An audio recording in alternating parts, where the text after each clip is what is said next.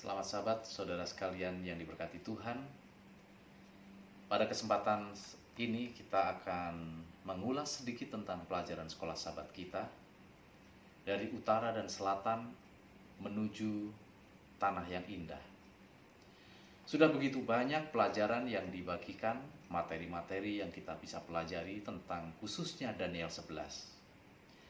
Saat ini saya mengajak kita seluruh jemaat Tuhan yang sedang berbakti di rumah masing-masing untuk kita merenungkan bersama bahwa terang yang Daniel terima dari Allah secara khusus diberikan untuk kepentingan zaman akhir ini.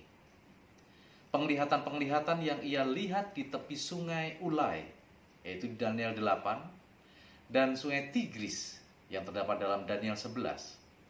Dua sungai yang besar di tanah Sinear atau Mesopotamia. Sekarang ini sedang dalam proses digenapi. Dan semua peristiwa yang dinubuatkan itu akan segera digenapi.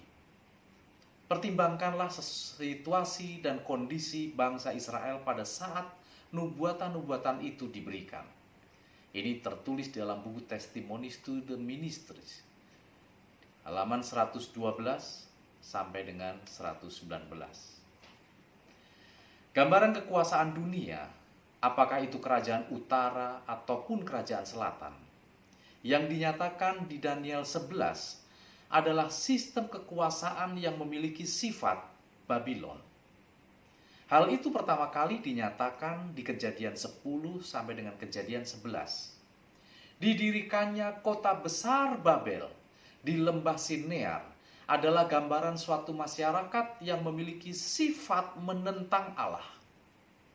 Dengan demikian, fokus pemikirannya bukanlah secara geografis, melainkan secara rohani.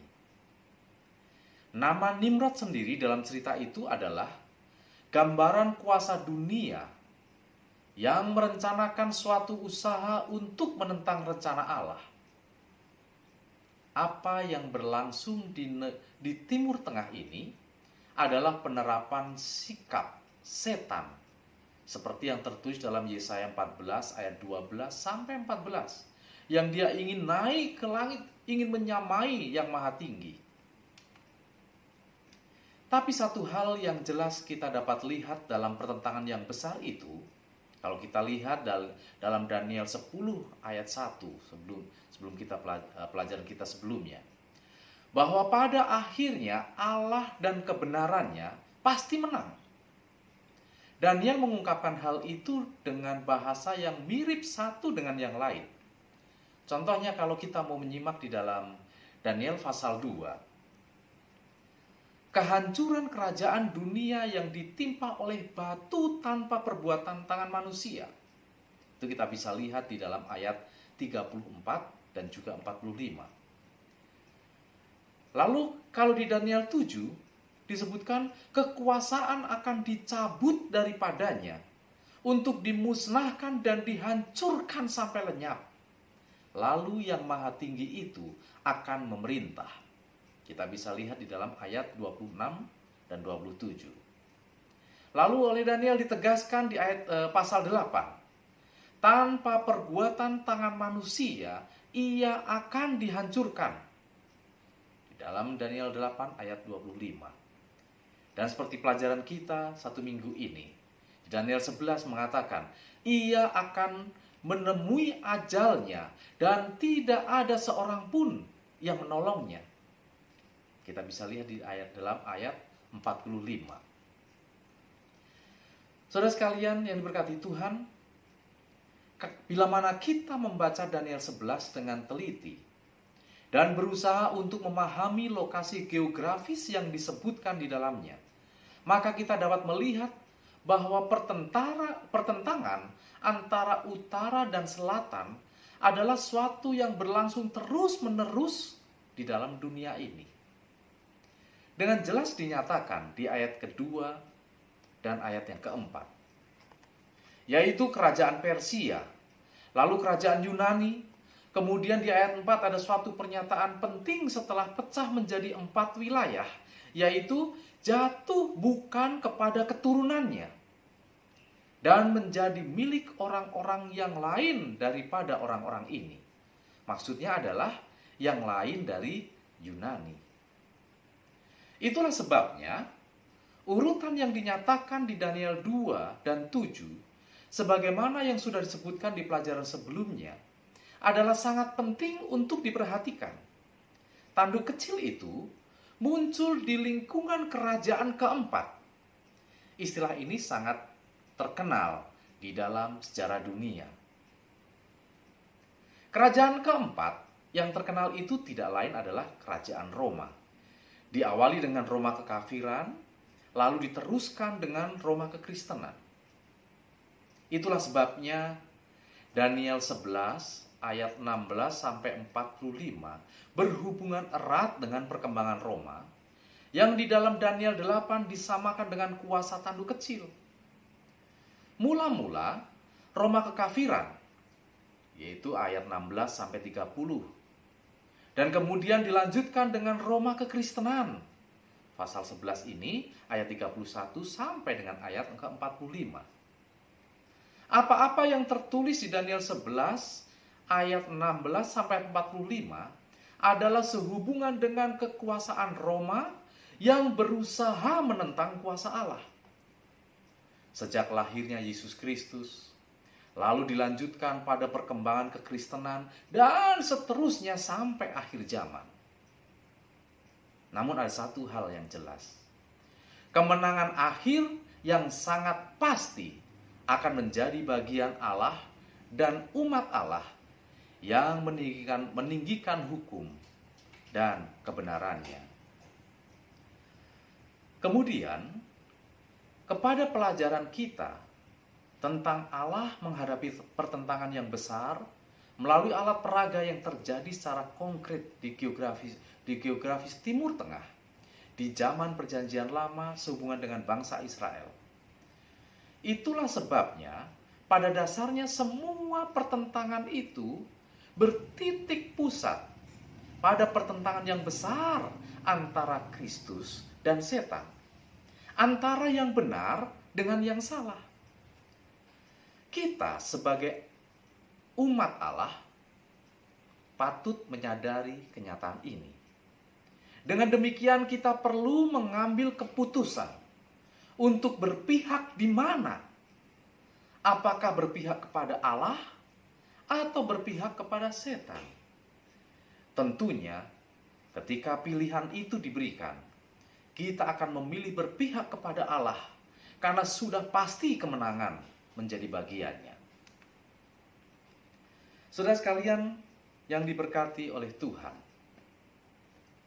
bila mana kita membaca Daniel 11 dengan saksama, pada dasarnya hal-hal tersebut di atas terdapat juga di dalamnya. Inilah ayat-ayatnya. Di dalam pasal 11 ayat 2 dikatakan Media Persia membesarkan dirinya. Lalu pasal 11 ayat 14, ia, dalam hal ini adalah Yunani, membesarkan dirinya. Di ayat ke-16, ia berbuat sekehendak hatinya. Dilanjutkan ke ayat yang ke-23, ia, dalam hal ini masih Romawi, akan berlaku curang. Dan ayat yang ke-31, ia atau Romawi ini akan menajiskan tempat kudus. Ia menghapuskan korban sehari-hari. Ia menegakkan kekejian yang membinasakan. Dan di ayat ke-32, membujuk orang untuk murtad dengan cara yang sangat licik. Dilanjutkan ayat 33, orang benar dibunuh, ditawan, dan dirampas. Lalu ayat 35, dinyatakan bahwa ia atau Romawi ini akan berkuasa sampai akhir zaman. Ia berbuat sekehendak hatinya, ayat 36. Ia membesarkan dirinya terhadap Allah. Ia mengucapkan kata-kata yang tak senonoh. Ia akan beruntung sampai akhir murka itu. Tapi ayat yang ke-40 nyatakan, ia berkuasa di zaman akhir. Bahkan ditutup sampai ayat ke-44 masih dinyatakan, ia memusnahkan dan membinasakan banyak orang. Tetapi ayat ke-45 menjadi kekuatan, kedamaian, penghiburan bagi saudara dan saya. Ayat 45 mengatakan, tetapi ia akan menemui ajalnya dan tidak ada seorang pun yang menolongnya. Saudara sekalian, semua analisa tadi memberikan gambaran yang jelas tentang adanya pertentangan yang besar yang Allah sedang hadapi. Mulai dari kerajaan pertama, Babylon, kedua Media Persia, ketiga Yunani, dan keempat Romawi. Semuanya ini memiliki sifat Babylon rohani yang disebut dengan sistem kekuasaan tanduk kecil atau yang kita sebut antikristus. Pertentangan ini merongrong pemerintahan Allah yang didasarkan atas hukum yang kekal. Allah adalah seorang yang Allah sajalah yang berhak mengubah saat dan waktu. Itu pun bila mana ia berkehendak. Namun kuasa tanduk kecil itu sudah berusaha mengubahnya. Seperti Daniel 7 ayat 25. Hal ini digenapi secara rinci dengan cara yang luar biasa. Bila mana kita menganalisa kalimat ia mengubah waktu dan hukum, pada dasarnya dapat dibaca sebagai berikut. Ia mengubah waktu yang ada hubungannya dengan hukum. Yang tentunya hukum Allah.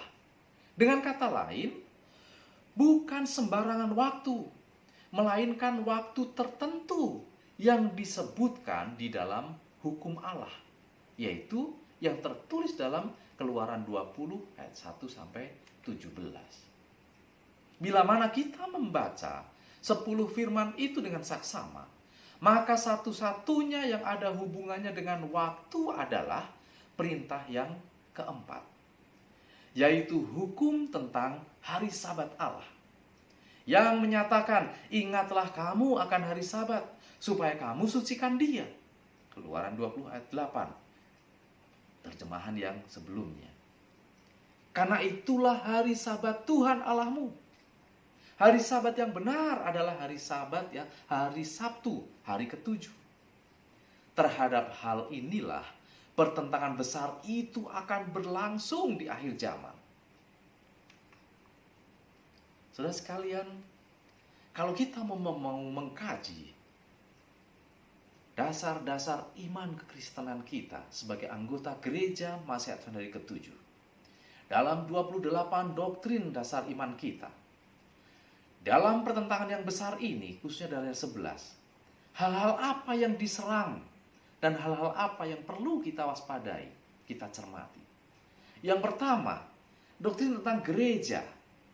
Dalam hal ini, gereja artinya jemaat surgawi. Jemaat adalah juga merupakan tubuh Kristus, yang merupakan satu perkumpulan orang-orang beriman, di mana Yesus Kristus sendiri adalah kepalanya. Puncak seluruh perjalanan iman jemaat adalah pada saat kedatangan Yesus yang kedua kali, di mana saat itu jemaat yang berjuang ini akan beralih menjadi jemaat tebusan yang menang dan mulia. Namun sebelum hal itu terjadi, gereja Tuhan akan terus diserang. Saudara sekalian, hal yang kedua yang akan menjadi perhatian kuasa kegelapan untuk diserang adalah umat Allah yang sisa, dalam arti umat Allah yang setia dalam misinya.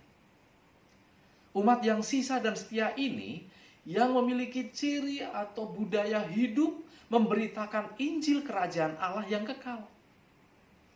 Gambaran yang Alkitab kemukakan tentang hal ini disebut dengan pekabaran 3 malaikat. Berdasarkan pernyataan di dalam Wahyu pasal ke-14. Umat-umat Tuhan ini akan diserang, akan dibinasakan, bila mana sekiranya mungkin akan dihabiskan. Namun barang siapa yang bisa bertahan, yaitu yang menuruti segala ketetapan Allah dan memiliki kesaksian Yesus, itulah yang akan tetap menjadi umat yang sisa. Dan hal yang ketiga, yaitu rumah tangga dan keluarga surgawi. Mari kita ingat bahwa rumah tangga atau keluarga adalah satu hal yang pertama diberkati, dilembagakan oleh Tuhan sejak di Eden. Allah memberkati rumah tangga dan Ia ingin agar anggota-anggotanya saling membantu menuju kedewasaan yang sempurna. Tentunya dalam hal ini rohani. Para orang tua patut mendidik anak-anaknya untuk mengasihi Allah dan menuruti perintah-perintahnya. Dan ini setan sangat tidak suka. Sehingga 3 hal tadi, jemaat Allah, kumpulan umat-umat yang sisa, rumah tangga Allah akan terus diserang di dalam bagian pertentangan yang besar. Apalagi ketika saudara dan saya memutuskan untuk menjadi bagian dari Allah dalam peperangan ini. Maka bersiaplah kalau kita boleh menjadi titik fokus penyerangan kuasa kegelapan itu.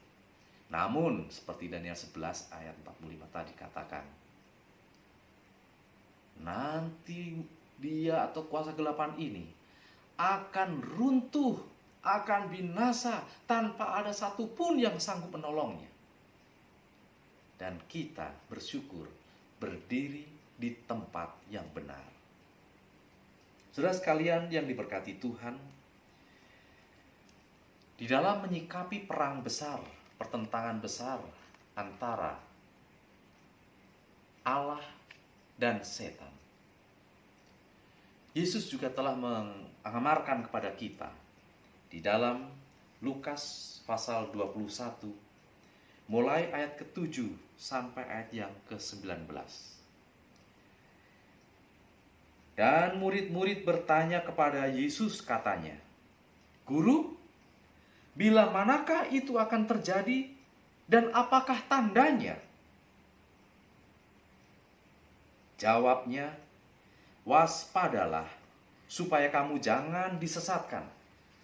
Sebab banyak orang yang akan datang dengan memakai namaku dan berkata, 'Akulah dia,' dan saatnya sudah dekat. Jangan kamu mengikuti mereka.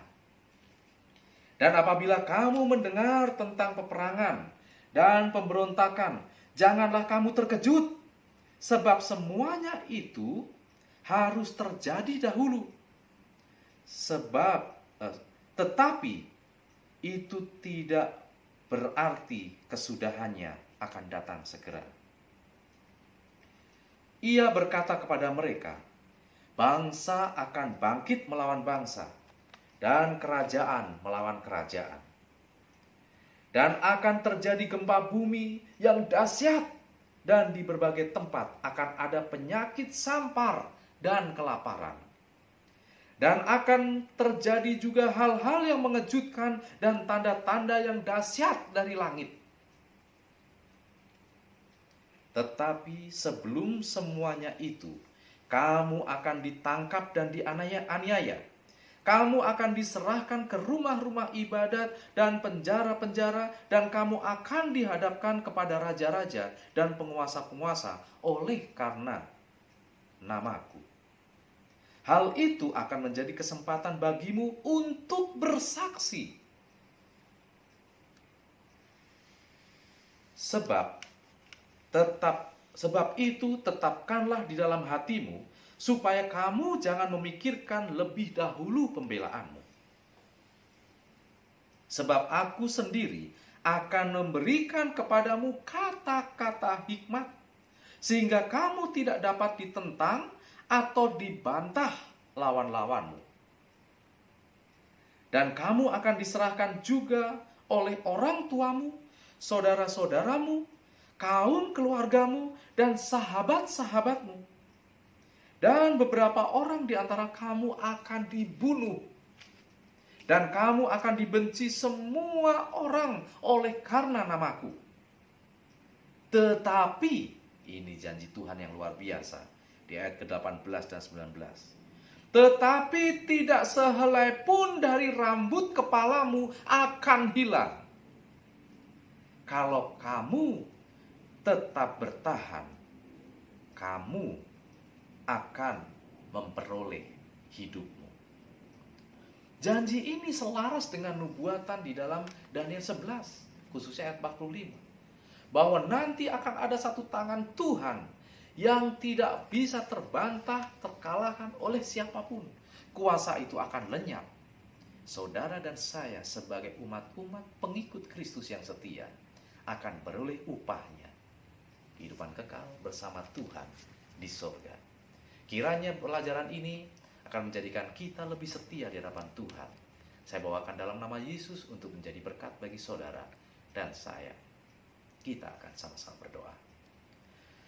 Bapa kami di surga, kami bersyukur memiliki Tuhan yang telah memberikan jaminan kemenangan bagi kami. Secara manusia kami sangat gentar menghadapi pertentangan yang besar ini. Namun Tuhan, kami memiliki keyakinan atas janji-Mu. Ketika kami bersandar sepenuhnya dalam tangan Tuhan, kami berpihak di dalam tangan Tuhan, kemenangan sudah menjadi bagian kami. Sehingga pada waktunya nanti, walaupun penganiayaan, ancaman, dan kesulitan sangat besar harus kami hadapi, Tuhan janjikan tidak sehelai dari rambut kami yang akan merasakan celaka ataupun binasa. Kami akan tetap dalam perlindungan Tuhan, dan kami akan beroleh upah ketika kami tetap setia di dalam kebenaran-Mu. Kami syukuri ini, dan kiranya Roh Kudus Tuhan menyanggupkan kami untuk tetap teguh dalam iman pengharapan kami. Di dalam nama Yesus kami bersyukur dan berdoa. Amin. Tuhan berkati kita.